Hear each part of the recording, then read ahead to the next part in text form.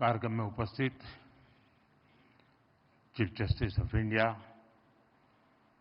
D.Y.. Chandrachud ji, justice Shri Sanjiv Khanna ji, justice B R. Gavai ji, देश के कानून मंत्री Arjun Ram Meghwal ji, attorney general R. Venkataramani ji, supreme court bar council के अध्यक्ष श्रीमान Kapil Sibal ji, bar council of India के अध्यक्ष भाई मनन कुमार मिश्रा जी, सुप्रीम कोर्ट के सभी जजेस,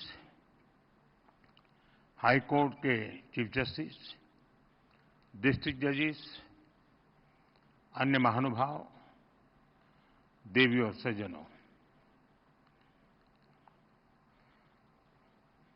आप लोग इतने गंभीर हैं तो उससे मुझे लगता है समारोह भी बड़ा गंभीर है।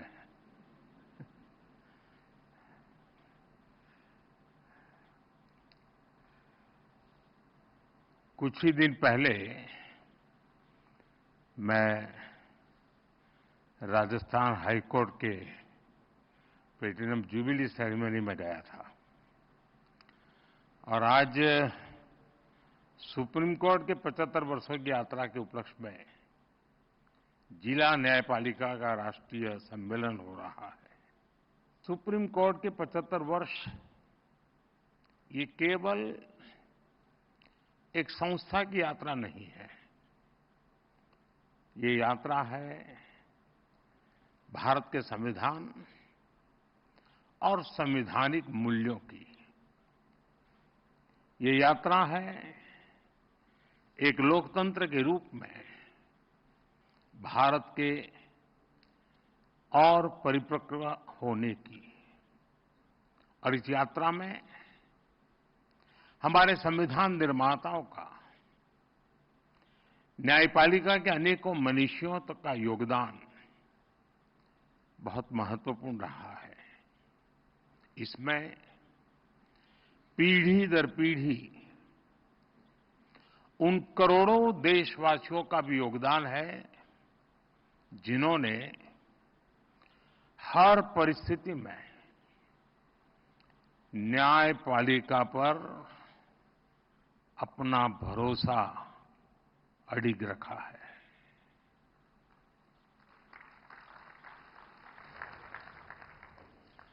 भारत के लोगों ने कभी सुप्रीम कोर्ट पर, हमारी न्यायपालिका पर अविश्वास नहीं किया। इसलिए सुप्रीम कोर्ट के ये 75 वर्ष मदर ऑफ डेमोक्रेसी के रूप में भारत के गौरव को और अधिक बढ़ाते हैं। ये हमारे उस सांस्कृतिक उद्घोष को बल देते हैं जो कहता है सत्यमेव जयते नानृतम्।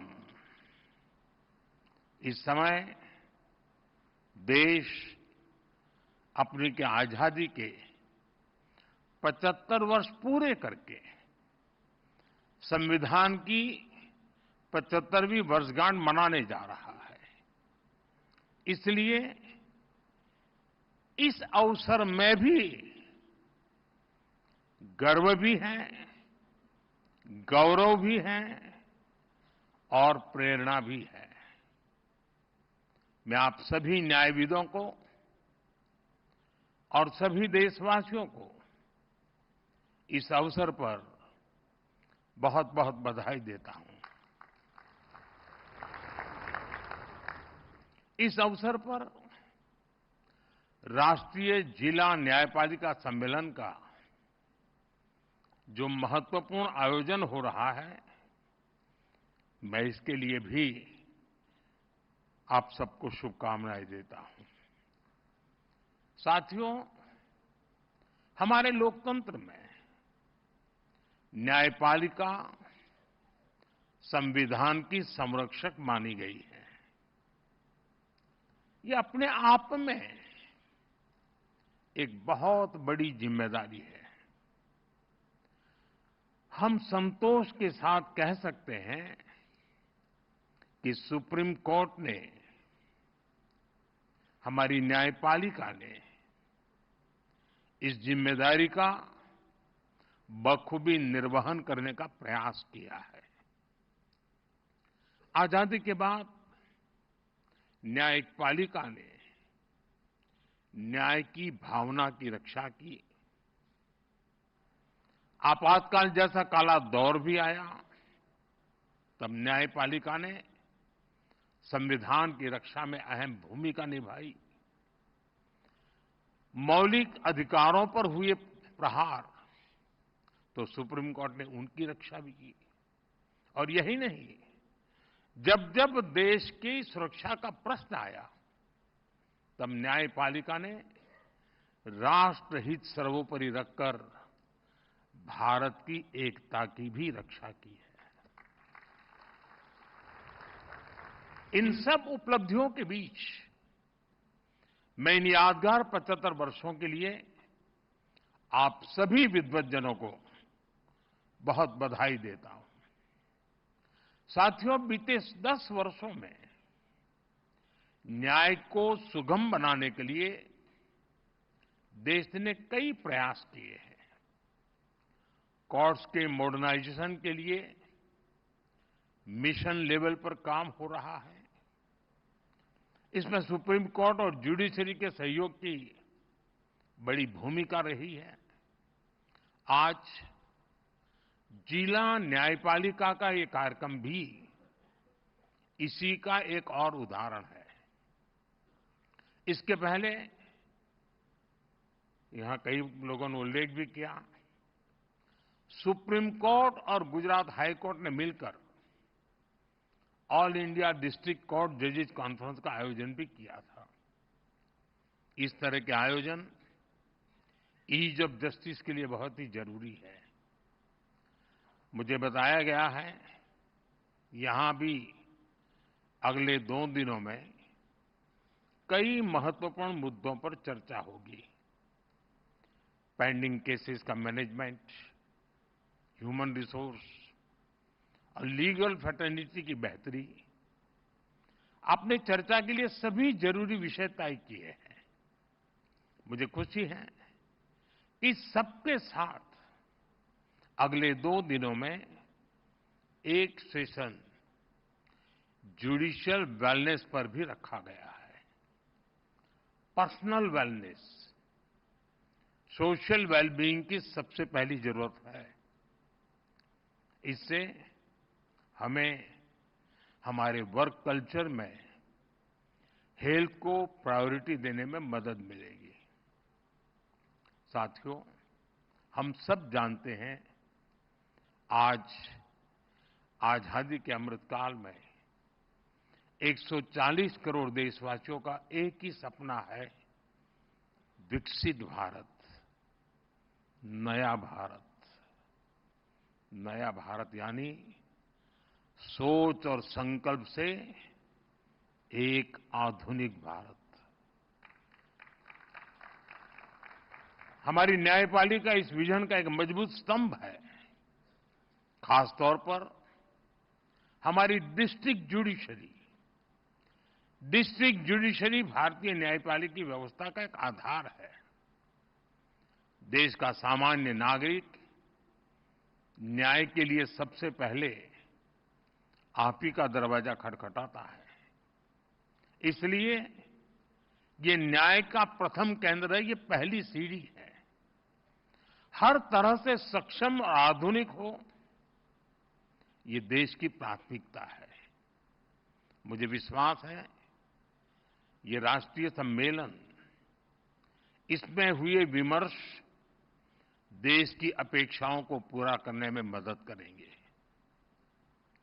साथियों, किसी भी देश में विकास का अगर कोई सबसे सार्थक पैरामीटर है, तो वो है सामान्य मानवीय का जीवन स्तर। सामान्य मानवीय का जीवन स्तर उसकी ईज ऑफ लिविंग से तय होता है। और सरल सुगम न्याय ये ईज ऑफ लिविंग की अनिवार्य शर्त है। ये तभी संभव होगा जब हमारी डिस्ट्रिक्ट कोर्ट्स आधुनिक इंफ्रास्ट्रक्चर और टेक्नोलॉजी से लैस होगी। हम सब जानते हैं कि आज डिस्ट्रिक्ट कोर्ट्स में करीब 4.5 करोड़ केसेस पेंडिंग है। न्याय में इस देरी को खत्म करने के लिए बीते एक दशक में कई स्तर पर काम हुआ है। पिछले 10 वर्षों में देश ने जुडिशियल इंफ्रास्ट्रक्चर के विकास के लिए लगभग 8,000 करोड़ रुपए खर्च किए हैं। आपको एक और तथ्य जानकर खुशी होगी, पिछले 25 साल में जितनी राशि जुडिशियल इंफ्रास्ट्रक्चर पर खर्च की गई, उसका 75% पिछले 10 वर्षों में ही हुआ है। इन्हीं 10 वर्षों में डिस्ट्रिक्ट जुडिशरी के लिए 7,500 से ज्यादा कोर्ट हॉल और 11,000 रेजिडेंशियल यूनिट्स तैयार की गई है। साथियों, मैं जब लीगल फ्रेटर्निटी के बीच आता हूं तो ई कोर्ट्स का विषय आना बहुत स्वाभाविक है। टेक्नोलॉजी के इस इनोवेशन से केवल न्यायिक प्रक्रियाओं में तेजी ही नहीं आई, इससे वकीलों से लेकर फरियादी तक हर किसी की परेशानियां भी तेजी से कम हो रही है। आज देश में अदालतों का डिजिटाइजेशन किया जा रहा है और जैसा कि मैंने कहा, इन सभी प्रयासों में सुप्रीम कोर्ट की ई कमेटी अहम भूमिका निभा रही है। साथियों, पिछले वर्ष ई कोर्ट्स प्रोजेक्ट के तीसरे फेज को भी स्वीकृति मिली है। हम एक यूनिफाइड टेक्नोलॉजी प्लेटफॉर्म तैयार करने की दिशा में आगे बढ़ रहे हैं। इसके तहत artificial intelligence, optical character recognition जैसी उभरती हुई टेक्नोलॉजी का इस्तेमाल होगा। हम पेंडिंग केसेस का एनालिसिस कर सकेंगे, भविष्य के मुकदमों का भी अनुमान लगा सकेंगे। पुलिस, फॉरेंसिक, जेल और कोर्ट टेक्नोलॉजी इनको इंटीग्रेट भी करेगी और इनके काम को स्पीड अप भी करेगी। हम ऐसी न्याय व्यवस्था की ओर बढ़ रहे हैं जो पूरी तरह से फ्यूचर रेडी हो गई।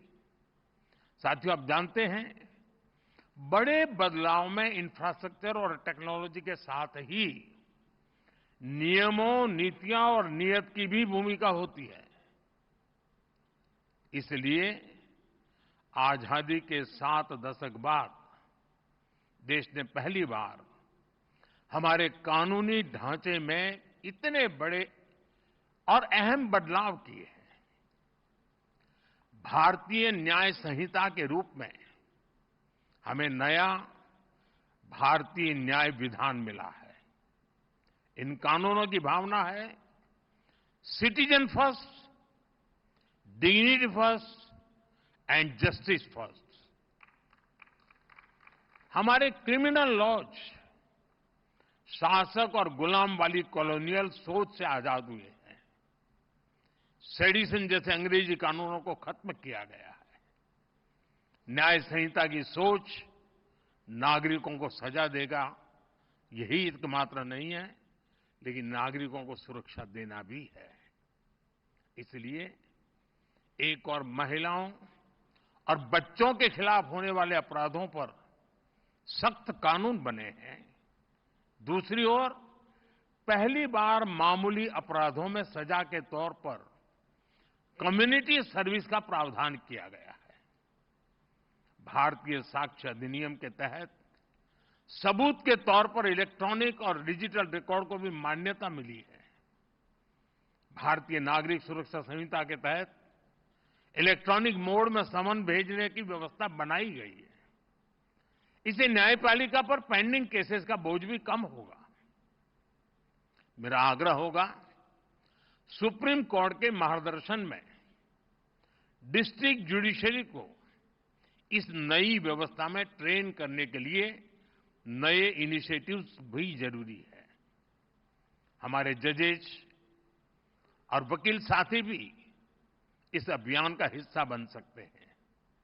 जनता भी इस नई व्यवस्था से परिचित हो, इसमें भी हमारे वकील और बार एसोसिएशन का अहम रोल है। साथियों, मैं देश और समाज के एक और ज्वलंत विषय को आपके समक्ष उठाना चाहता हूं। आज महिलाओं के खिलाफ अत्याचार, बच्चों की सुरक्षा समाज की एक गंभीर चिंता है। देश में महिलाओं की सुरक्षा के लिए कई कठोर कानून बने हैं। 2019 में सरकार ने फास्ट ट्रैक स्पेशल कोर्ट की स्थापना की योजना बनाई थी। इसके तहत अहम गवाहों के लिए डिपोजिशन सेंटर्स का प्रावधान है। इसमें भी डिस्ट्रिक्ट मॉनिटरिंग कमिटीज की भूमिका महत्वपूर्ण हो सकती है। इस कमेटी में डिस्ट्रिक्ट जज, डीएम और एसपी भी शामिल होते हैं। क्रिमिनल जस्टिस सिस्टम के विभिन्न पहलुओं के बीच समन्वय बनाने में उनकी भूमिका अहम होती है। हमें इन कमेटियों को और अधिक सक्रिय करने की जरूरत है। महिला अत्याचार से जुड़े मामलों में जितनी तेजी से फैसले आएंगे, आधी आबादी को सुरक्षा का उतना ही बड़ा भरोसा मिलेगा। साथियों, मुझे विश्वास है कि यहां जो विमर्श होगा उससे देश के लिए बहुमूल्य समाधान निकलेंगे। जस्टिस टू ऑल का रास्ता मजबूत होगा। मैं एक बार फिर आप सबको इस पवित्र समारोह और समागम और चिंतन मनन में जरूर अमृत निकलेगा, इस आशा के साथ अनेक अनेक शुभकामनाएं देता हूं। बहुत बहुत धन्यवाद।